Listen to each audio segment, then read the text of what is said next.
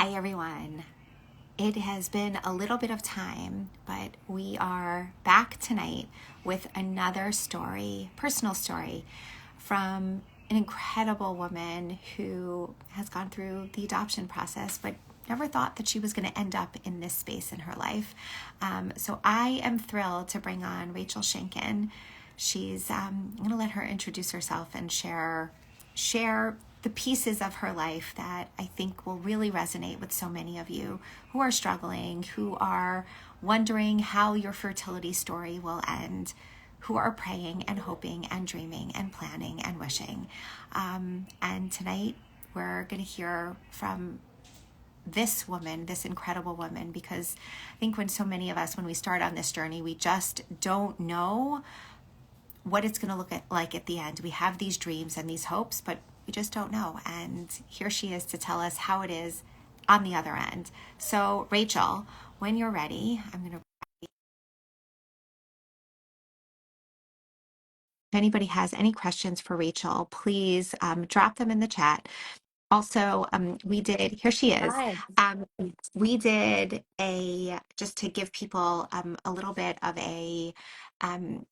an introduction. We had actually, over the course of this past week, November is Adoption Awareness Month, and we spent a decent amount of time going through a lot of the different um, challenges and emotions that people deal with when they're considering adoption or going through adoption. And we're definitely going to get to that here. But first, Hi. say hi to Hi. everybody. Hi, everyone. Thanks for being here. I, I'm so happy to be we here. are so happy to have you. Rachel, so first of all, just introduce yourself to everybody. Tell everybody who Sure. you are, a little bit about your background, your professional life, etc. Just tell everybody who you are. Sure. So, my background, wow. Well, there's a lot of years behind me, but I live in New York City, and I have a private practice. I'm a therapist who works in the body as well as working with traditional talk therapy to help people with trauma, infertility, go figure, and a number of other issues, anxiety, all the things. Um, that's my profession. And then personally, I love to cook and read and spend time with my children. I have three children who were all adopted from birth. Does that give, Okay. is that, That I'm not that sure is where, okay. that's where we're Yes, headed. That's where we're headed. But okay, so now that we have the end, now take us back to the beginning. I mean, sure. the so many people, I mean, the discussions that we've been having over the course of this week has been the um really focusing on the hopes, the plans that people have when they think about what their family is going to look like. And for many people, they think that things are just going to go smoothly. They think they're going to find a partner, maybe yes, find a partner, maybe not find a partner, but often people have an idea that they're going to have X number of children in these years of their life, that things are going to go smoothly. They can have children when they want them, they can have as many children as they want, and that when they're ready to stop having children, that they can stop having children. We know many of those people like do go on and have the family that they hoped and dreamed for, but there is a very decent subset of society in the Jewish community and in the world at large that things don't turn out as planned. And we spent some time talking about that. We also know that there are people who, from their core and maybe from the beginning, sometime when they were very young, just had this real like desire to adopt from they just felt that they wanted to give a child that had a different kind of upbringing, some kind of a different life, and they really wanted to adopt. So there's sort of our like two Mm, different camps in regard to adoption, probably even more than those two mm, camps, I would mm. imagine. But those were the kinds of conversations we had over the course of of the last week. And I'm curious for you, where did your story start in terms Yeah. of the way you thought your life was going to be? so interesting. So, I mean, earlier on early in my 20s, I like hesitated about even knowing if I wanted children. I was like wavering back then. I knew I wanted a partner and thought that that would come much sooner. And it took a while to find the right fit. So I didn't get married until I was 42, 43, something like that. At that point, I had already years before, about 5 years, 6 years before, I was recognizing, okay, I know that I'm getting to another point in my fertility. And I really did at that point know that I wanted children. And so I decided to, on my own, go and freeze my eggs. So I went and did that, was told that everything looked fine and I should get the correct amount or the approximate amount that average 38-year-olds get. And I did not. And so that was quite an eye opener, like, whoa, I don't have a partner and my fertility is really pretty much at the end of the line now. And they said, if you want to have kids, like, you better do it now. I'm like, well, I didn't really envision doing that by myself. And they said, even with what you got, you might not even be able to do it anyway, right now, even if you went for it right now. So immediately, like you were, I don't know, 36, 30, 35, 36, 37, and basically you were told, yeah, you may never have children. Yeah, I was 37 and a half, Oh and I my was gosh. told it was unlikely that I would have biological children, but if I wanted to, I better hurry up and do it right Oh away. my gosh. Yeah. And so this was all quite a surprise. Like, I woke up from the surgery and from them removing the follicles, and I got much lower than I thought, and what they told me and what they promised, which is not, by the way, an uncommon story. So I'm sure those of you who are out there who are doing this, a lot is promised and often under delivered, unfortunately, in the world of fertility, which is a whole nother line of discussion we could certainly talk about. But so I was in shock. I was dating someone, but not someone I was going to marry. It was clearly not going to turn out well in that relationship. And it was a real sort of moment of, oh, wow, what do I do now? And I didn't really feel like there was much I could do. They said, well, you can do another round and try to freeze more eggs. And I didn't have it at the time. There was no insurance coverage, and it was $15,000, $20,000 or something out of pocket. And I had used pretty much everything I had at the time just to do that one thing to feel better about my future and the possibility of having children. And I didn't want to have pressure on finding the right person right away so that I could do this. Um, and there I was with sort of no insurance, as we would like to think of it, and not sure what to do next. Can you can you take us back to that time and Ugh. how did you I mean, how did you come to terms with that? How did you grapple? I mean, I'm like, I'm sitting here right now and I'm not knowing even myself how to, Yeah. I'm so sorry. Yeah, thank you. I mean, if it was still as raw as it was then, I wouldn't be sitting here talking to you or being able to work with patients who are going through similar things. But thank you. It's very nice. I was in a very dark place and in the middle of also a breakup at the time. So it was like we were breaking up. I'm freezing my eggs to try to feel sort of more empowered and like it's okay that we're breaking up. I'm still going to go and have my dream of finding my partner and having my kids, and then this happens and it's like, whoa, I sort of am, what now? And I was in a really dark place. I was not in therapy at the time. um, I definitely needed to be.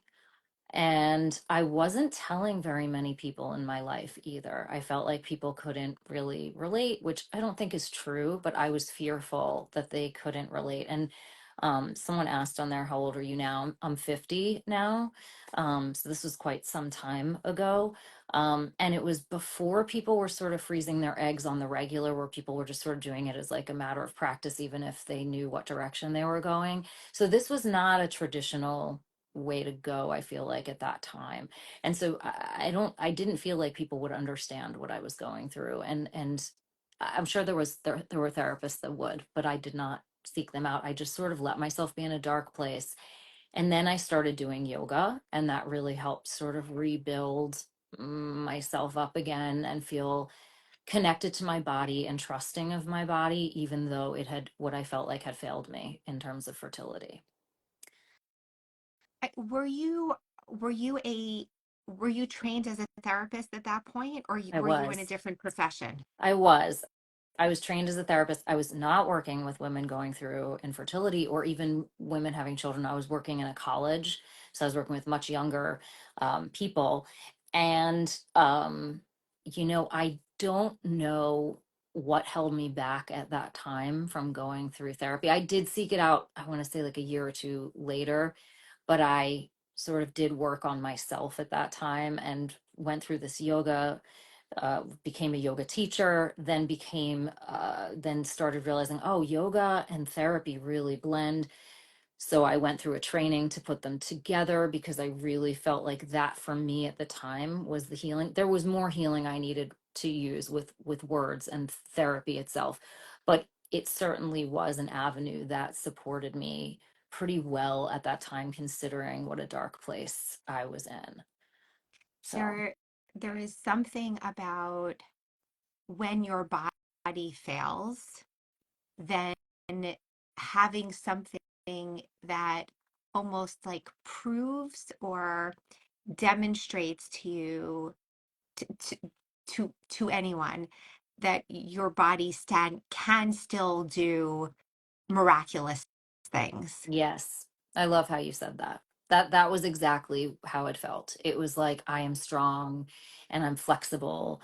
And in my strength and flexibility physically, I started to feel like emotionally I am strong and I can be flexible. And you know what? Maybe my story isn't going, in fact, it's definitely not going to look like what I pictured. But if I want to be a mom and I want to have a great partner, I'm going to keep pursuing that.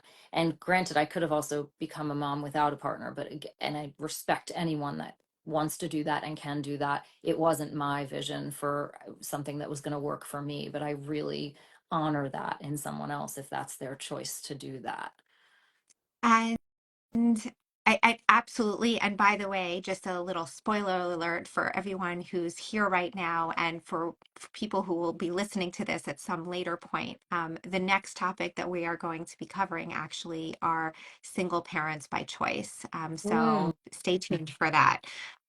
We actually have two personal stories, and more coming up. So so stay tuned. cool. Okay, so you are starting to feel a little bit more even Mhm, keeled, mhm. not like obviously still devastated and mourning the fact that biological children are probably not in your future, but feeling stronger in your body and in your mind as you are coming to terms and grappling with all of it. Yes. Um, Take us through the next period. So then I am kind of building this growing a professional baby in itself, kind of putting these two things together, the movement and the talk therapy, and because it helped me so much trying to sort of figure out how is that going to look professionally. Um, and I think I know deep down I was still really sad about what things were looking like. Dating wasn't really going great, but I was kind of excited about this other development. And so I was leaning into that, but I know that I was still aching inside for, I wanted a family and I wanted the partner and I wanted it all. I wanted the professional thing too. And so I was still dating, but I was starting to kind of lose faith in the fact that I was going to find the right person for me. And then as Bashert as it could be, my best friend's father passed away, sadly, and I went to the funeral. And at the funeral, I met one of her friends and who I'd never met before.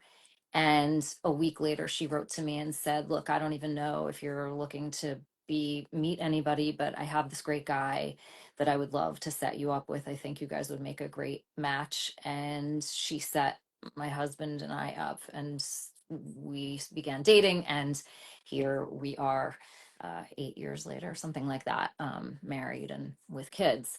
Um, so, you never know. It's totally unexpected. The road is always so winding as to how things happen.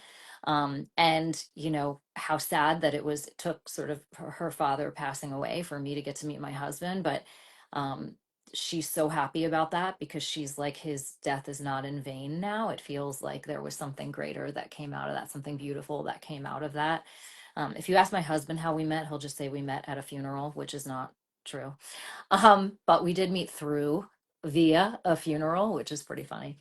Um, so yeah, so we started dating. He is also Jewish, and so one of the many reasons that we got put together, but not the only reason. And we started dating, and during that time, I knew he wanted kids.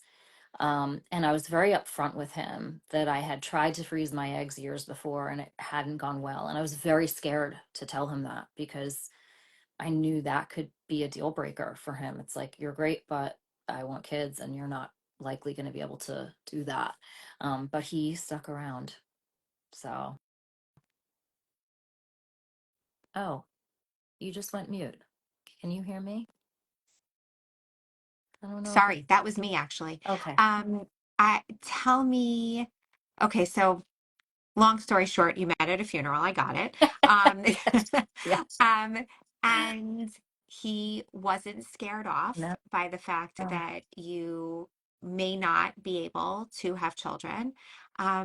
So you got married, and when did you start trying? When did you start trying? And talk to me about that journey. So we started trying before we got married because we knew my Yep. situation. And actually, and I don't know if this is too much information, but you'll cut me off if so. But before that, we went on a trip. Like early on when we were dating, we went on our first trip, and I was inexplicably bleeding and didn't know why. And it was clearly not a period. Like something was going on. And so I went to a doctor who said that I had some uterine cysts that Oh, I wow. needed removed. And he referred me to someone in network who happened to be a reproductive endocrinologist who said, "Oh, you've been here before, seeing a different doctor here. And I see that you tried to freeze your eggs and it didn't go very well. Look, are you going like, are you looking to move forward?" So he removed the cysts and we kind of, I said, the doctor said this, and he's like, well, let's kind of move that along. So it was soon that we started doing that before we were even married. And I want to say that I don't remember how far in it was, but we started doing IVF cycles. I mean, I was just had a failed cycle right before we walked down the aisle. Wow. Wow. Many, many, many failed cycles. At that point, maybe we had three or something failed cycles, but just many, many, many, which we can get into. But there was a endless series of cycles. I don't even know how many. What were you, I guess the question is, what were you considering at that point? I mean, people often say, let's talk about your egg quality, let's talk about the number, and then if that doesn't go well, there are conversations often about egg donors, or there are conversations about embryo donation. What did you consider during Mhm. this point? So it's so interesting how the goalpost moves in these Yeah. conversations, right? So initially we were trying just with my eggs, even though I was much older than the time before, but they were like, well, things have come a ways since then, and now we know your body better and we would know how to simulate better. And I want to say we went through two or three attempts at egg freezing with my eggs and making embryos. And then we were down to, well, we have to use the eggs that were, because none of them were good. Then we had to use the eggs that I had from when I was 37 and a half, and there were only two of them. So that was like every time the phone rang, we're waiting for that 5 days for them to grow, or even the Oh three God. days. And every time the phone Yeah. rings, it's like, oh God, it's the clinic, just the stress, the anxiety, the stomach drop, oh, that like sick feeling.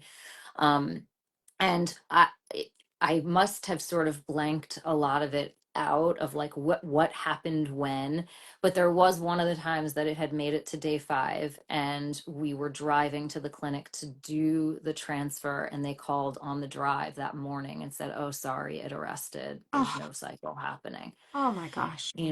So, and I think that was our, is that our second to that was maybe the last of the ones that were my eggs. It was our last shot. um and so we just turned the car around at 48th Oh Street my gosh. and just came back home. And it was Oh like, my what? gosh. And we both were crying, and our dog was licking our tears and crying with Oh, us. It was so, that was with my eggs. So then it was like, okay, well, what now? So then we started talking to our doctor about donor eggs.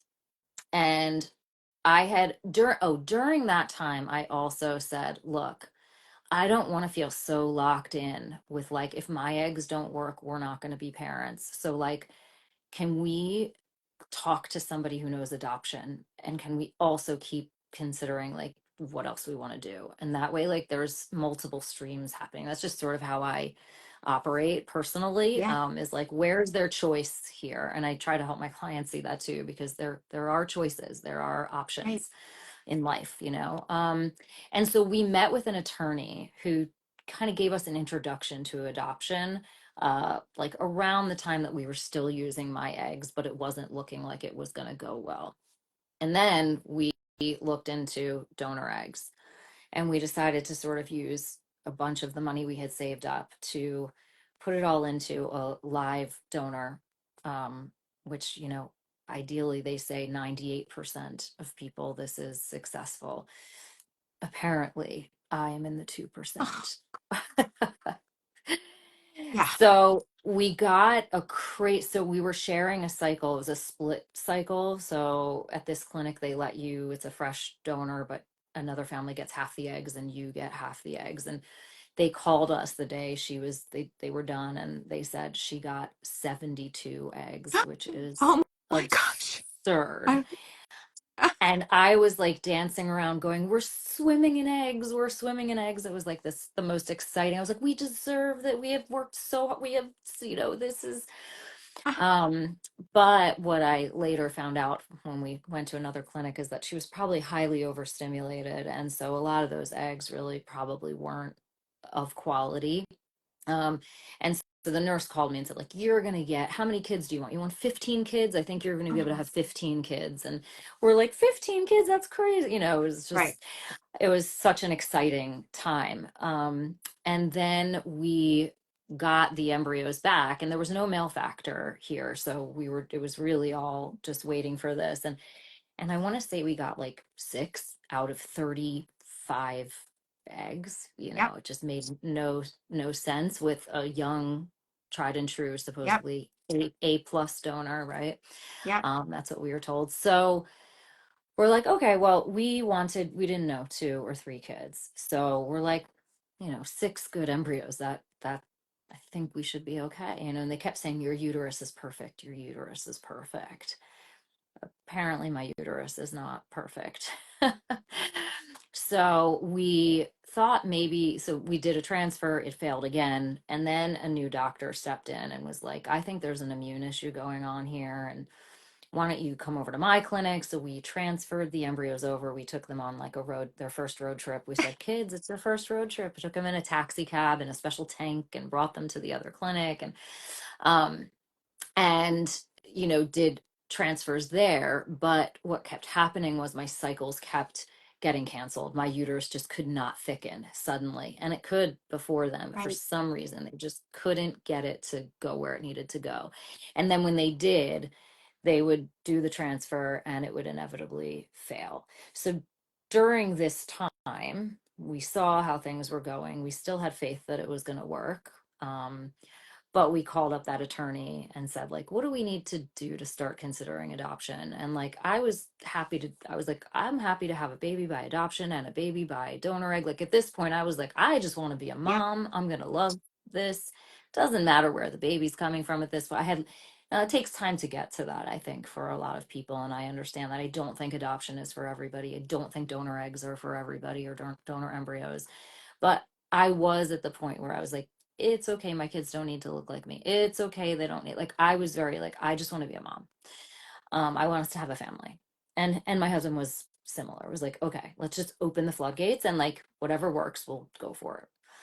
Um, and so our attorney got us kind of up and running fairly quickly, got us approved by the court, and we made our adoption book. Do you want me to Yeah, talk at all about that? yeah. Okay. Tell me if I feel like I'm doing a lot No, of the talking you're here. great. You're great. Okay. So you're asked to make a book, or sometimes it's sort of like a website, or on a website, depending on if you're going through an agency or privately, but it's some way of showcasing your family's story. You're, whether you're a couple or already have kids, or us with our dog, we considered ourselves a family. And so to show like, where would a kid fit into our life? What would life look like if you were to place your child for adoption with us?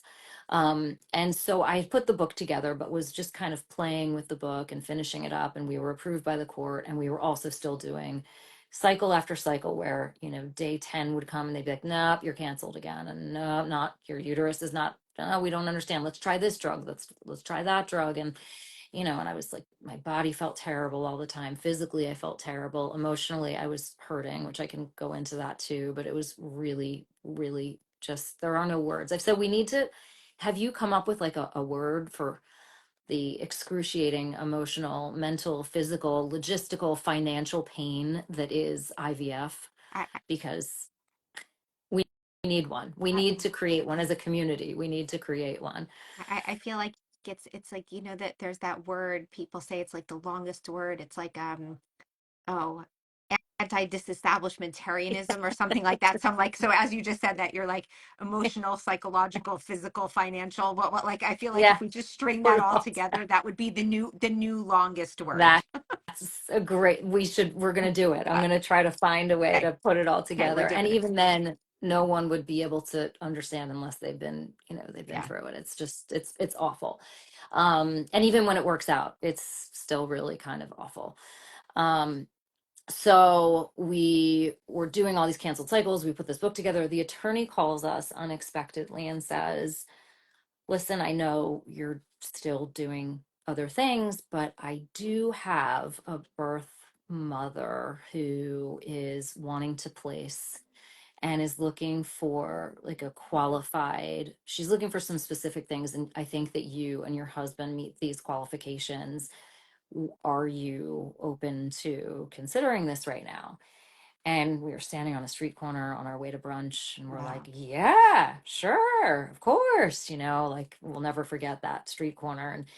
And she said, okay, so she's 7 months pregnant, so she's due in 2 months. So you'd be Wow. parents in 2 months if she said, we're presenting her with sort of two different families and she's gonna choose. And I said, by when is she choosing? And she said, by tomorrow.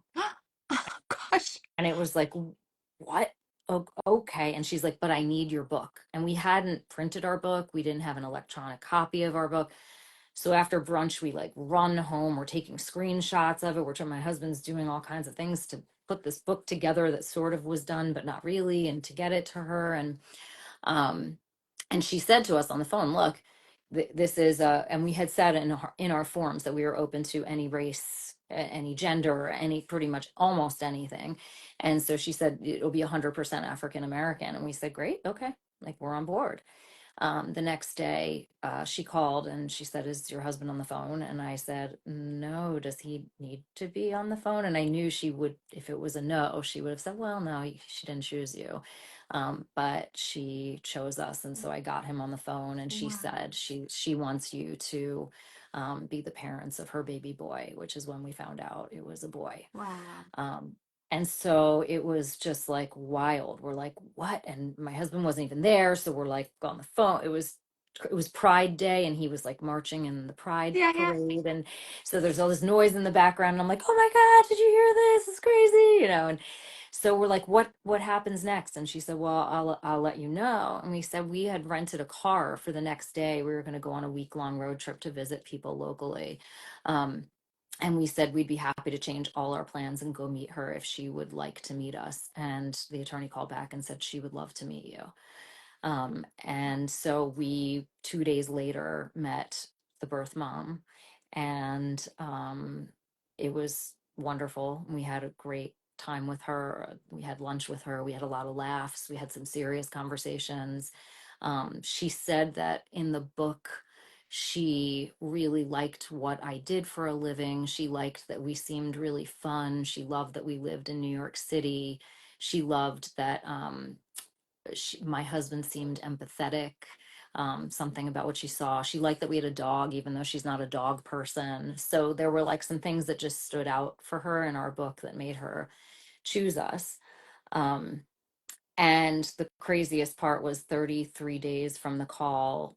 When we got the call, it was supposed to be that we had at least 60 days, but 33 days later, she gave birth. And so we were Wow. rushing down to visit her. We didn't have anything.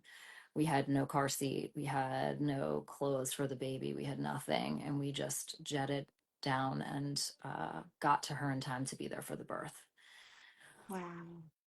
So that's like you know, the end part of some of it. But, it's complicated. Adoption is complicated because, as wonderful of a relationship we have with her, um, there are a lot of feelings that came up for us when we were at the hospital, and we're feeling for her loss, right? We're gaining. It's not like what I imagine giving birth would be like, where you give birth and it's like, I'm now a mom or I'm a dad or we're a family now. It's like, we're a family because somebody else had to lose Right. something in Right. order for us to gain.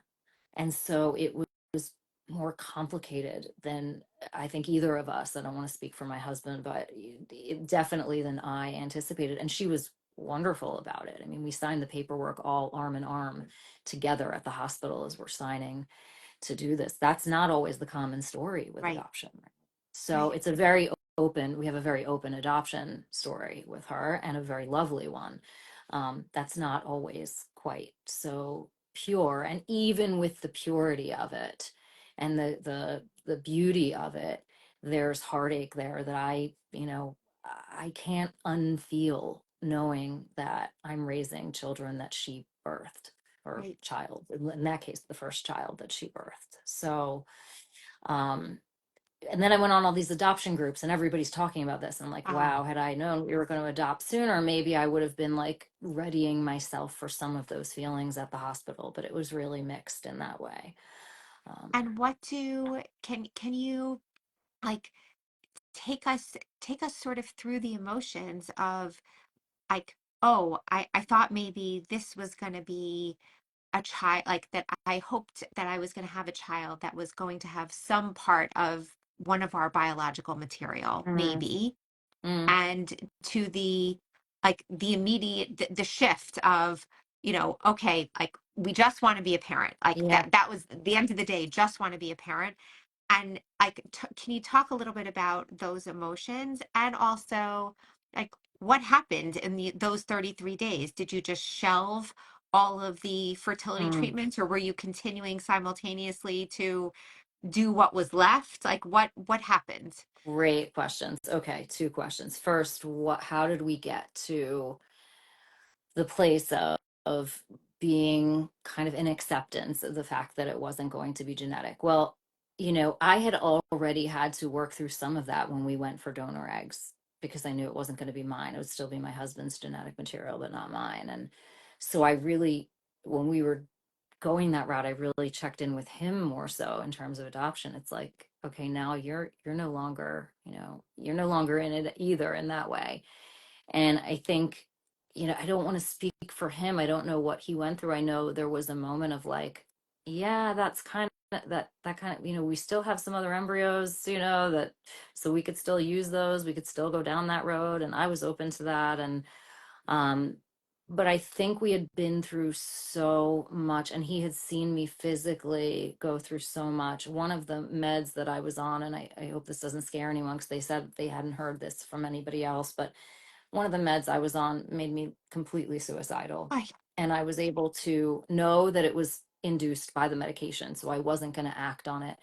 But I told a nurse at the one clinic, like, I feel suicidal. And she said, oh, that's weird. We've never heard that before with that medication, ah, and sent me away, just sort of like, it just got completely dismissed and minimized. So it was a lot to go through. So there was a part of me, even if I didn't want to fully acknowledge it, that was happy that, like, okay, I can stop doing egg retrievals. I was Like, going to that's say off the table that now. piece was done, that you could actually, like, you could come back to yourself a little Yes. bit. Yes. Like, my body would come back. And granted, I still plan on getting pregnant, and I used to still, so I was still knowing there were going to be medications and things happening, but that was one less thing. And it just always felt like there was always something, and we couldn't do anything. I'm sure so many people who are listening, if they're have you can't go on a vacation, you can't go anywhere, you feel like your life's on hold, because if you don't, you miss that cycle, or you miss the window, or something, or you have to be in town for those 2 weeks while you're being stimulated. So you're constantly living by a schedule that feels like it's completely out of your control. Right. And so that was like, okay, well, we don't have to do that anymore. So some of that, I would think I was starting to feel some unconscious or semi-conscious relief about that. And for him, I think it took a moment to kind of grasp. During those 33 days, we were talking to the birth mother almost every day on the phone. We were hearing updates. She was having some medical issues. So I think it was quite a whirlwind. And I don't know how much of that time we really were taking in the reality of what was about to happen, Wow. if I'm, which, I mean, is kind of crazy to think about, but it just was like all happening. And I was like, okay, and I have patience. And how do I tell my clients, like, I'm adopting and it's likely going to actually happen, but, like, of course it could be a failed situation where it doesn't Right. happen, and I'm going to be leaving, but so, and it might be at moment's notice, because we knew she might go early, and the doctors were saying it was probably going to come early. So there was a lot of logistical stuff that I think got in the way, maybe, of us being as connected to the deeper emotional struggle of, like, letting go of the genetic component at that time. Yeah. Um, Yeah. But it makes sense, right? Because there's only so much that any human can handle at once. And sometimes with when things are moving so quickly, it's hard to process what's happening. And it's only afterwards then it finally sort of settles. And then you're like, oh, actually, now I need to work through that. right, right. And I think I was already on the road to that, because, and I don't know about my husband. He's very quick to adapt to many things. And so, You know, I don't know how hard it was. It feels like a very long time. It's Yeah. been 5 years, but it's not that long, but it feels, so I don't know if that, because now it's just so we're Right. so used to Right. where we're at. And then it's our family, and it Right. doesn't, we don't think about the genetic component, and it's Right. just not a factor anymore. Right. Um, which we were told would happen no matter what, Right. right? You love your children no matter where they came Of from. course. Always. Always, Always. like, adore, it's like I'm Always. obsessed with my kids. Right. Right. And tell me, and then just like to It circle was, back about what were you I, continuing with in terms of yes, the yes. That's really important, because we were, we were in the middle of a cycle when she called and said, like, the baby's coming immediately and you need to come. So every cycle, as everybody probably can relate to, always seems like it's the cycle. I was like, this is the one that's going to work. This one's feeling like a good one. This one, like, I'm not going to just stop. So we continued it. And even while we were there, our son was in the NICU initially because he was premature. So while we were there, I was going to have my uterus measured oh and my going for gosh. blood work, and then we'd go see him in the NICU, Oh and my having gosh. those records sent to my New York doctor, and calling me going, this is like your best, like, it's looking like we're going to be able to do the transfer Oh finally. Like, my you're gosh. finally ready to do the transfer. And I'm going, oh my God, I hope we can get released from the state we're in, because you have to be there for Yep. a little while before they release you to New York. And I'm thinking, well, I guess worst case scenario, like, I'll fly back to New York. My husband will stay with the baby in the same state so that we're not, Yeah. kidnapping a child, and I will do the transfer and fly back again. Oh I my don't know. gosh. And Right. sort of magically, it took a very long time. It took us 21 days to be released because there were some problems with the paperwork in the background, nothing having to do with our attorney, just whatever. And so we got released the night before my transfer, and we did a Wow. very long drive. And the next morning, I went in and I had a transfer, and I actually got pregnant, Oh my gosh. and it was twins. Oh my gosh. And then I miscarried. Oh my gosh. Oh, Rachel. Yeah, What, um, wild. how, how, how far along were you?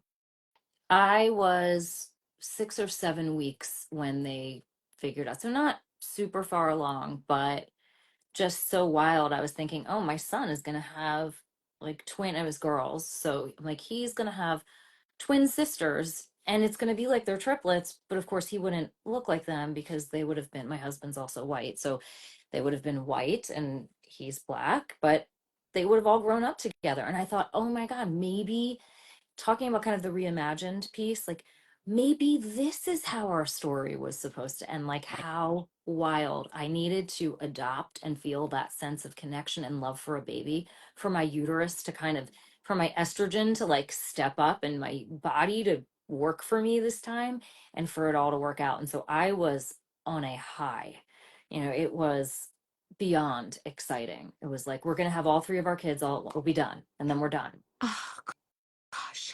And then you're grieving and you have a baby to take care of. Yes, which was incredibly tough because I was on maternity leave.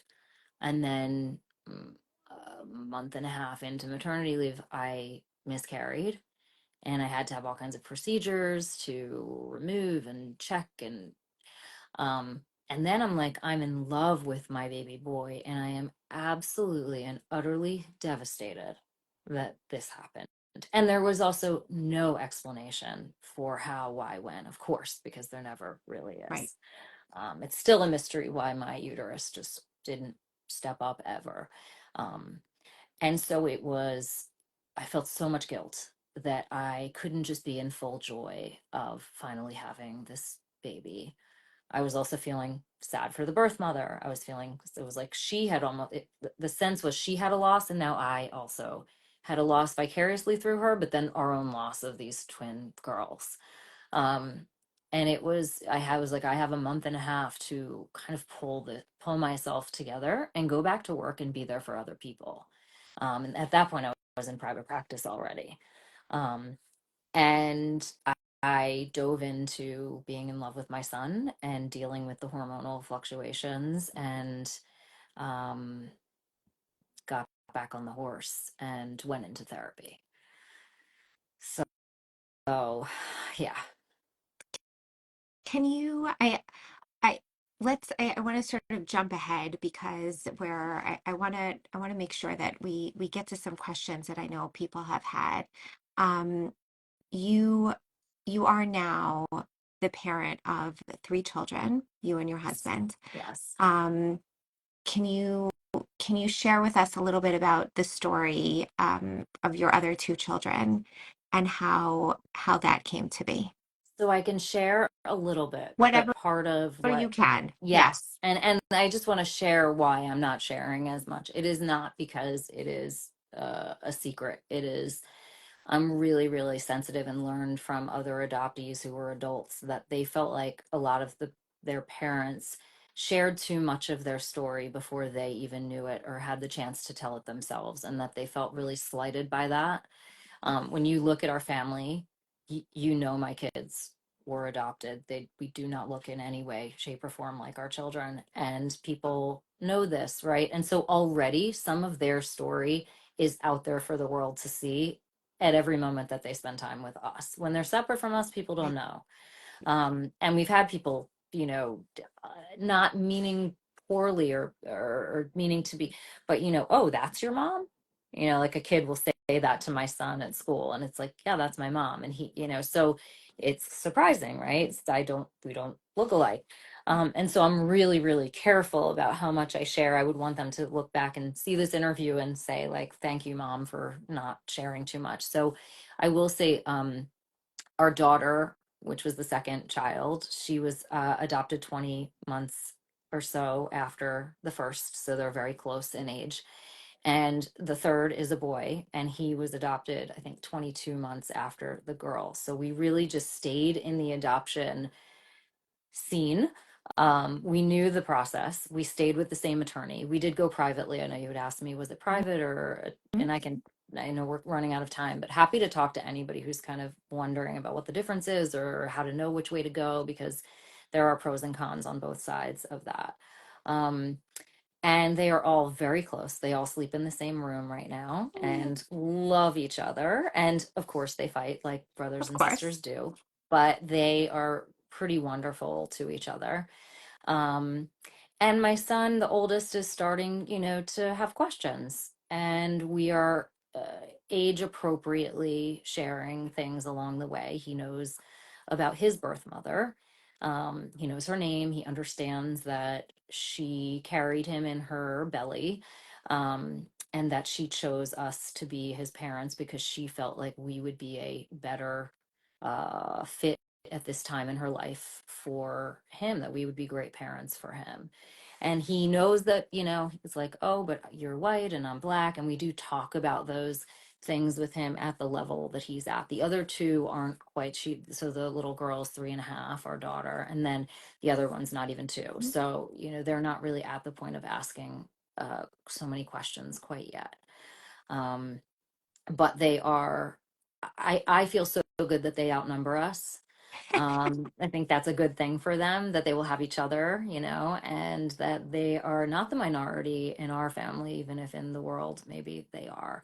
And I have a lot of complicated feelings about how to be a good mom to Black children because I'm white. I'm learning. We're doing as much learning as we can. We had somebody helping us with that. We had like kind of like a advisor is an adoptee who's black, who was advising us as to like sort of how to immerse our children. And that's been interesting learning and how to talk to them about it.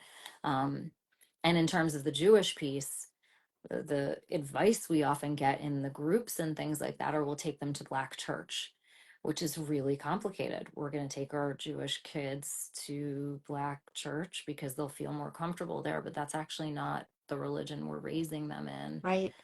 Um, and so we're trying to, like, maybe we will one time bring them because we are not opposed to that, but also we're not very religious ourselves in terms of our practices. And so we're not going to bring them every week to Black church. We're not Christian, Right. certainly. And but bringing them to synagogue, they don't, for the most part, don't really feel like they would fit there either, I don't think. Right. So that is one piece of the puzzle that we're still kind of trying to continue to work through and get better and better at parenting children from a culture that is not our own.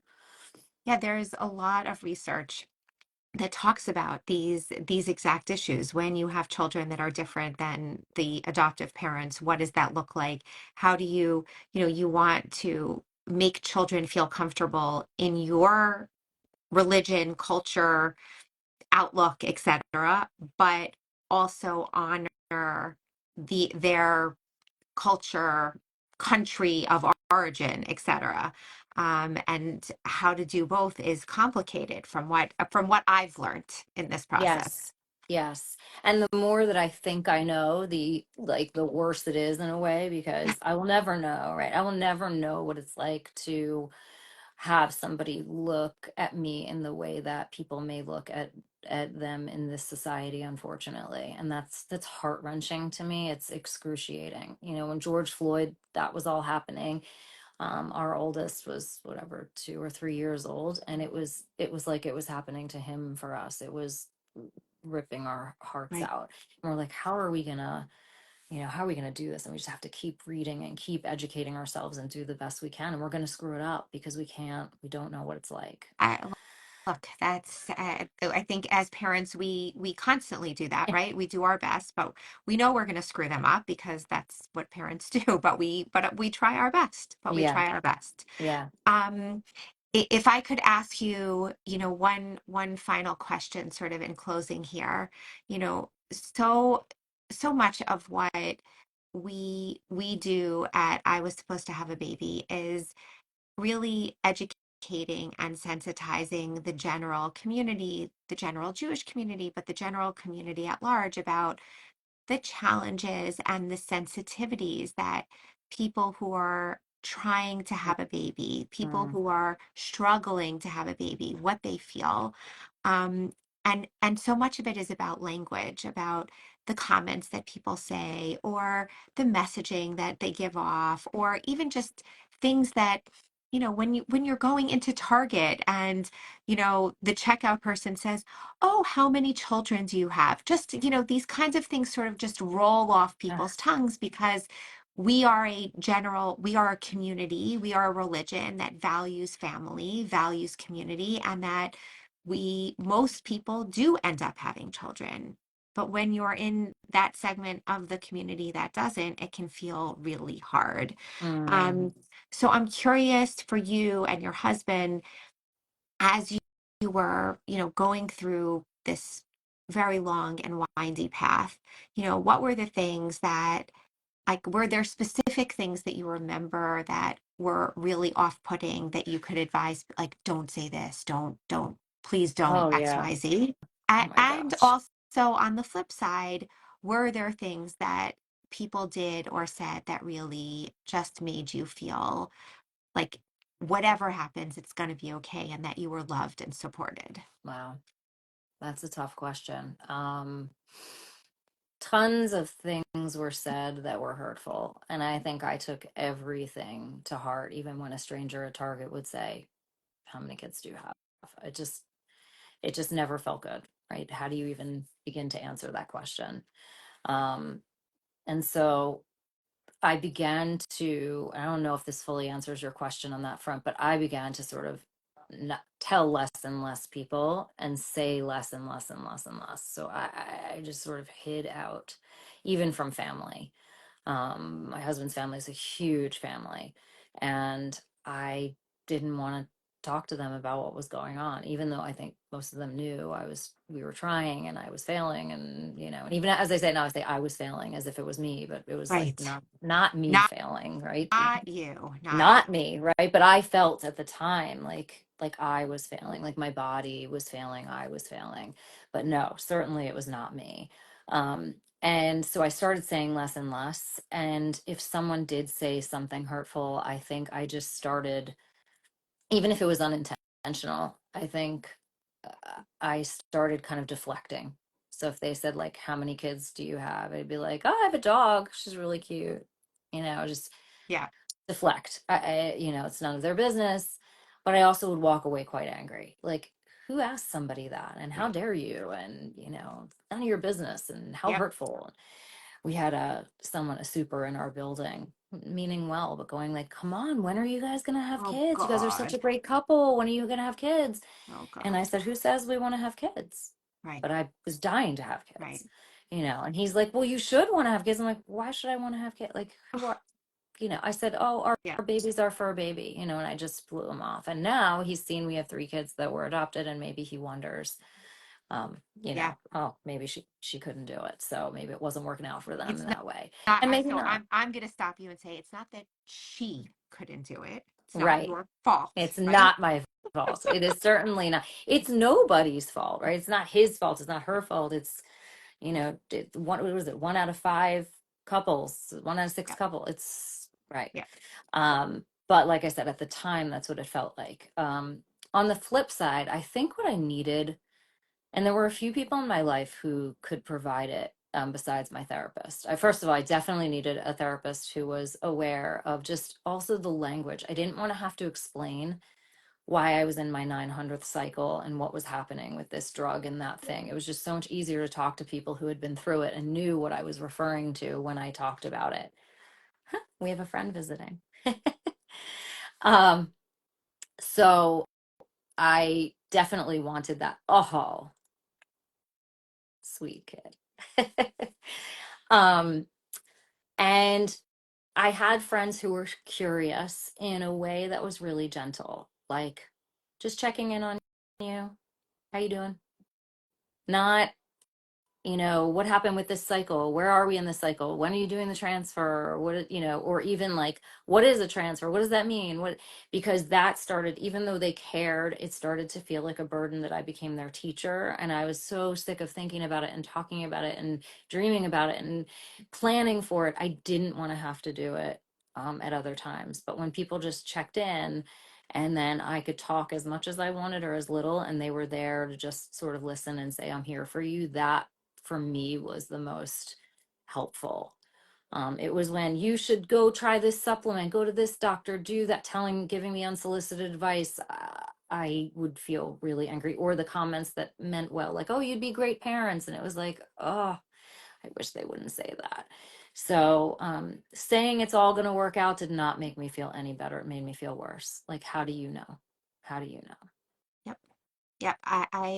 Yes, I'm just, for those of you who are not watching this video, all I'm doing is as Rachel's talking, I'm just nodding and nodding and nodding and nodding. It's exactly right. Mm, The things that always feel the most heartwarming are just the people who are there for you without asking too much. yeah. Yeah, Questions can feel like assaults at yeah, times. yeah. Rachel, um, thank you so much Sure, of for course. sharing of yourself, of your story, of your children's story. It is, you know, people don't know and they don't understand the pain that so many people go through and the desperation of wanting to build a Mm, family. And the like adoption is such a beautiful option if it works, right? Like it's right. not, it doesn't work for everyone for a million reasons, but if it does, it's a really beautiful option. Yes, And it can be. um, Yeah. And I wanted to say too, like you had written to me and said, I want to hear about the pros of adoption, not, because there are yeah. the challenges, but I mean, I talk about how gorgeous my children are, and it's not bragging because I didn't make them, and it's so fun, like I'm like, isn't he gorgeous? Isn't she beautiful? And Oh, it's like not anything I did, but I probably would have been that way about my own biological kids too, but I would have felt embarrassed to say that. And also some of the surprises that come that are great, like my daughter has a really beautiful singing voice. My husband and I certainly do not. So I don't know where it comes from, but I love the mystery of that, of like, or oh, my baby son has a gap in his front teeth, and I'm like, oh, I wonder what family member may have passed that down to him. oh, And it's delicious. such a cool thing to think it's okay that it wasn't from my biological family. It's kind of a cool mystery as they bloom. It's like I'm getting to see them bloom, and there's no attachment to where this or that came from. It's just sort of they are their own unique people. Oh, So, it's so absolutely incredible. I look, I could talk to you for hours and uh, just hear more. And I think we're probably going to have to do a part two of this at some point and hear a little bit more. But in the meantime, I am sure that there will be people who are going to have questions or thoughts, sure. ideas. What is the best way for them to reach out to They you? can reach out on Instagram if they want to. They can also reach out to me. It's Rachel Shanken at gmail.com, or my website is mindbodywise.com. It's being updated right now, so it doesn't look great right now, but it'll be nice in a couple months. But my email and information are there, and I'm happy to connect with people thinking. I'm also just wanting to say, I'm going to reiterate what you just said. While I think adoption is a great option, I don't think that it is for everybody. And I don't think it's the only way. There's what I say to all the clients that I work with that are debating what they want or where to go, that there are many, many ways to make a family. And everybody is unique in how they choose to go about it and what their comfort levels are. Um, but no matter which way they choose, it's highly likely they're going to be madly in love with the children that they have, however they come to meet them. I love it.